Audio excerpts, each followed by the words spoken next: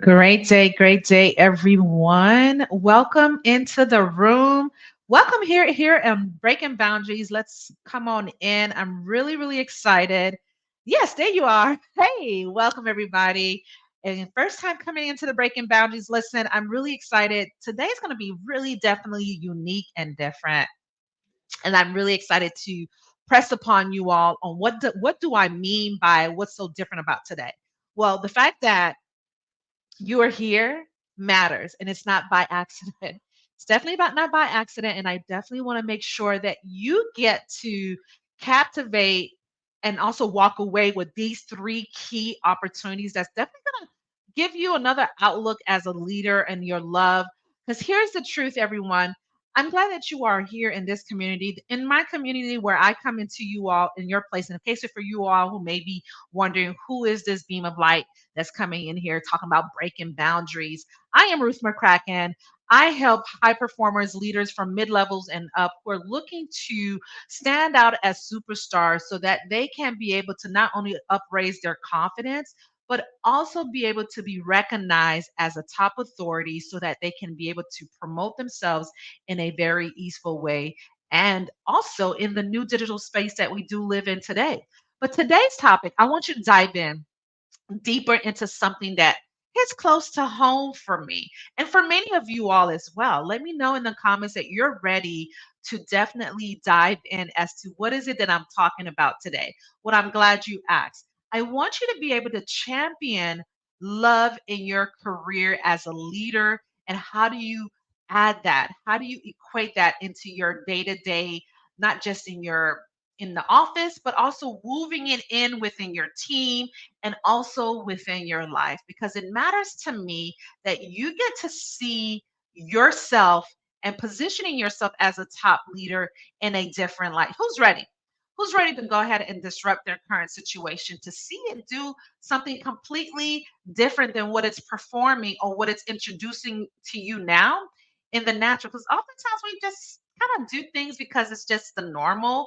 I like Ruth. I think this is what it is. That's what's going to basically be my day to day. Well, I'm here to tell you, my friend, it does not have to be that way. It can definitely be shift.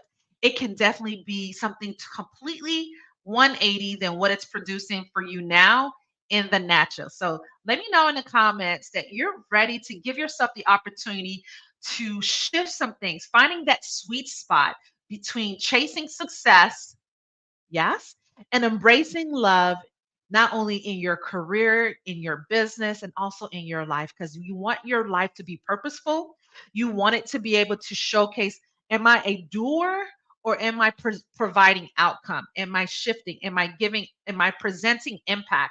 Am I delivering impact in the way that I do my day to day leadership and collaborating with the team? So let's break down how we can infuse love, yes, in our professional pursuit, especially when the bottom line seems to be the only thing on our minds. Ooh, let me know in the comments, because I know, especially for small to mid-sized organizations and companies, oftentimes we are driven by products. We're driven about how we're performing with our products, how our products are being developed, versus who are the people that's looking to help fulfill those products, our staff, our team. So let's talk about it. First step first. Step one, key thing to definitely want to write down your notes. I'm always key about, there's something about putting that pen to the paper where you're now connecting. Write this down. Cultivate genuine connections. It's easy to get caught up in the hustle and bustle of hitting targets, whether it be in your sales, whether it be in your operations, whether it be with leaders that you're looking to see what is the bottom line, what downstreams that we're looking to avoid or prevent. But let's not forget the power of genuine connections. Yes. Take a moment to pause and connect with your colleagues, clients, customers on a deeper level, even your team. I want you to ask yourself, how can I show appreciation and gratitude for those around me? Perhaps it's sending a heartfelt thank you note, or simply an email or a text message, taking the time to listen and understand their needs. This is an action item I want you to definitely hone in on. Who's ready? I'm an action taker. I'm not here for you to just fill up your ears to just fill you up with inspirations and motivation, but let's take some action. Schedule regular check-ins with your team. And I'm not just talking about your regular one-to-one team meeting or your biweekly, however frequently you meet with your team or with your boss or your manager or clients. It's not just doing that, but I also want you to be able to discuss their personal matters in terms of how's life treating you, how's things going on in your life outside of your business. But to get genuine, not to get all deep down in their personal, but think about it. We're human. You might be the only voice that they get to connect with when they walk into those doors, when they get into that virtual room with you in their virtual office together space with you. I'm like, oh, geez, I'm just so glad you asked. Right now, I'm taking care of my caregiver. I'm taking care of my grandmom or my granddad. I'm their full-time provider, and geez, it's just been overwhelming. As much as I love them, as much as I appreciate them being there for me growing up, I believe that this is my obligation, and I'm just feeling a bit of my anxiety going out of the place. But I do want to show myself present and work with you. And thank you for just wanting to just allowing me to be a present of safe space of being in this conversation as a sounding board. However, you see where I'm going with this? Are you open to allowing them to be your sounding board? Because here's the truth, we are not just walking robots. We do have a life to fulfill. We do have life outside of our business, outside of the walls of our workplace. How many of you all are willing to take challenges to now say, I'm going to be more genuine in my approach? I'm going to show appreciation for those around me and mostly take efforts and contributions that I see you and I hear you, and maybe perhaps create a mental day or a health day for your team members or even for yourself for that matter. Doing this matters. Let's talk about step 2. Let me know if this is helpful. Are you able to build what I'm bursting out there into the cosmos or here into this virtual world and space that we're in multitudes of platforms as I'm streaming? I want you to write this down. Lead with empathy. Yes. How many of you all find that to be a massive challenge to disassociate yourself thinking, I don't need to be part of this empathy realm that Ruth is talking about? Now, I'm not telling you to consume your team members' problem, to consume your company or your clients' issues or their personal problems, but at least identify. As St. Paul reminds us in the scriptures, love is patient, love is kind, especially in this fast-paced world of business and companies that we work with vendors, with clients, with team members, all variety of personalities that are combining in one particular environment is huge.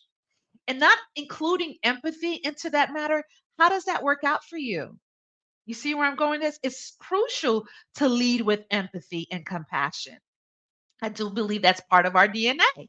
That's part of the human Homo sapien bloodline. It's in our DNA. It's part of our chromosome. Understand that everyone is fighting their own battles and facing their own challenges. The question you want to ask yourself is, how am I being part of the bigger picture? How am I paving it forward by being that olive branch of acknowledging and inserting empathy and not disassociating what they're going through, or at least identify it. Identify, hey, listen, I see what you're going to. Hey, why don't you take a couple of hours, take a breather? Matter of fact, I'm going to treat you for lunch. Give, and it shall be added onto you. Yes. Give some of that. Give, whether it be a great way of recognizing and identifying, hey, you come to work every day, although you shared with me last week that you're working with a lot in your hand at home. I just want to identify and acknowledge that I appreciate you. I appreciate your hard efforts. I appreciate you still spearheading those projects for our clients. I still appreciate you for still hitting or even going above and beyond within our sales quotas. Instead of focusing solely on the bottom line, show appreciation. Ask yourself, how can I support you? How am I uplifting those around me? Ask yourself, how am I uplifting those around me? Am I showing appreciation? Am I giving credit when credit is due? Am I extending my help And my way of giving instead of just receiving, receiving, receiving. This is an action item that I want you to take for yourself and really be mindful on how you want to deliver this going forward after you listen to this. You may want to, in fact, you may want to even go back. Yes, I challenge you to go back and hit the replay. I would say rewind. I don't know if there's a such thing anymore about rewind, but definitely hit the replay. Practice active listening and empathy in your interactions with others. Show them that you have that charismatic tenacity and that tone and that approach that you want to identify and see that you care. You care by sharing, by taking time and understanding the perspectives and the struggles that each person in your team or perhaps within your coworkers in your workspace and even in your business. It's not being a people pleaser. Let me distinguish the two. I'm not asking or I'm not here to tell you to please others, but at least identify and extend that human compassion that is already in our DNA. Some of us just are really great at suppressing it, are really great at staying bitter, and are really great at being so angry and frustrated that I need you all to push these numbers through.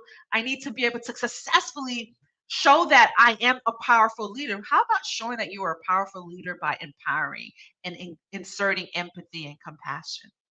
Yes. Understand that everyone is looking to be loved, is looking to be appreciated, is looking to be able to extend their offer. They want to be able to know that, hey, I know that the team, hey, I know that you guys have personal struggles, professional struggles within our clients, within our products or services. How about we just come together and have a team building activity? How about I show what ways you can maybe turn that skill that you're currently really great at into a meta skill and offer support and encouragement where is needed. Step three, let me know if you all grabbing what I'm producing out, that I'm pushing out there. I want you to grab it and hold on to it. I want it to where it's going to disrupt and got you thinking differently and viewing your peers and even viewing yourself. Who are you looking to become in this very moment, in this very period of your life, as far as that leader? Are you looking to perform or are you looking to produce outcome? Step three, passion. Passion fuels purpose, and purpose drives success. You don't have the passion in what you're doing today, and you're feeling like you're pretty much burnt out. You're basically at the your heels are pretty much solid to the ground. It's not moving you. You don't feel like as though you're moving 2 steps forward. If anything, it feels like you're going 10 steps backward. Well, I want to challenge you. Instead of solely chasing the infused passion into your work, I want you to gain some strive to find joy and fulfillment in your work. What keeps you up at night? What's causing you to think that, oh my gosh, I I'm not going to be able to go through this. I'm not going to be able to fulfill my goals and my dreams and my passion. If you're not inserting your passion within your purpose, recently I'm going to give you an example. I worked with a senior IT leader who was solely focused on meeting financial goals. How many of y'all can confess to that? That it's all about meeting those certain financial statements, working and collaborating with your other peers on that, despite of your own personal way of maybe wanting to say, hey, I got to shift this. So despite achieving significant milestones, because those matter, don't get me wrong, the person that I'm talking about, the IT development lead, I'm not gonna drop the name or anything like that. They couldn't just shake their feelings of discontent and efforts that their team was pretty much producing on a day-to-day basis when it comes to their actual outcome and operational outcome when it comes to their work efforts, when it comes to maybe hitting some of the weekly team or even individual goals. I want you to identify what I help them and how you can help yourself as well is they started to disperse or even insert gratitude for their hard work within their team. It's like, listen, I may not say it much enough, I may not say it as much as I should, although I'm focusing on, yes, we got to meet certain goals, but I appreciate you. I appreciate the efforts that you're doing. Maybe find out what's maybe holding them back. What is really in the way of maybe meeting those goals. Sometimes we dismiss the human part of our team and thinking that it's just simply just running through the bottom line. By shifting their perspective and infusing love thoughts and gratitude into their leadership approach, guess what? They not only saw improvement in their financial results within their team and their department, but it also they got to experience greater fulfillment and satisfaction in their role. I was watching a movie. I'm a huge Marvel fan. Where are my Marvel people here? This particular character, and you're probably going to catch on if I'm the way I'm describing it. He was looked upon as the black sheep of the family. He was basically taken in as an adopted superhero within their fold. However, he couldn't get off the fact that he wanted to please his dad. He wanted to show that he has the ability, he has the supernatural powers, just like his brother did. However, he was using it to not his advantage. He was not using it for his advantage until he got booted off of their dimension and went to a whole different dimension of folks where they were able to control the timeline. They were able to monitor what's causing these variables or variances within certain timelines. Let's go ahead and put them into a timeline jail. So that's where he went. He ended up going into a whole different dimension, into a timeline jail, where he was like, "You don't know who I am.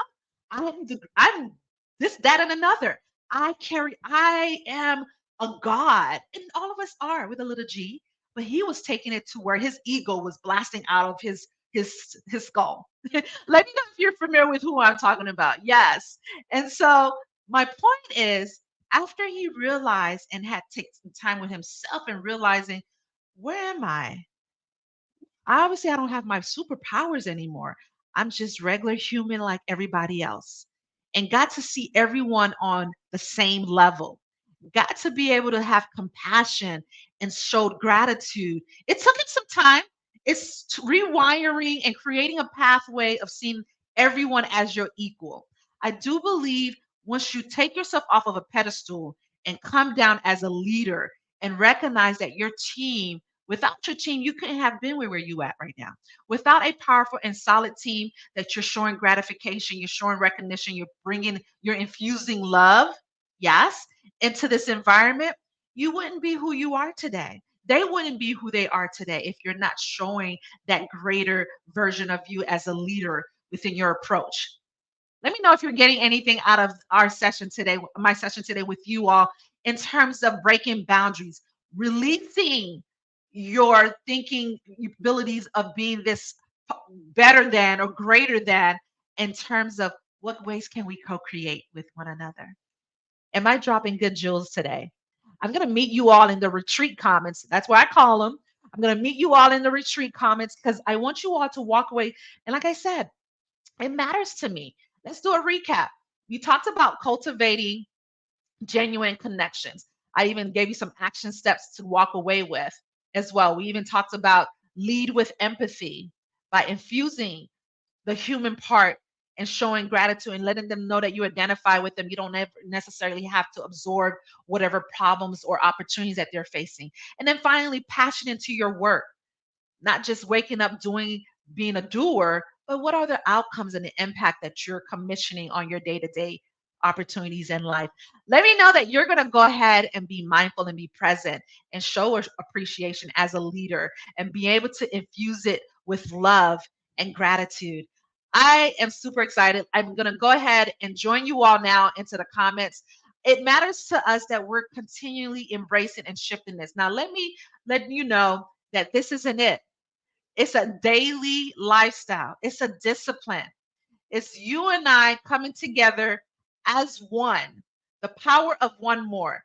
It would make a world of a difference if you realize this to be true as well, my friend. I am super excited to see your stories and to go back and read them with you in the comments. Until next time, my friends, have an amazing day.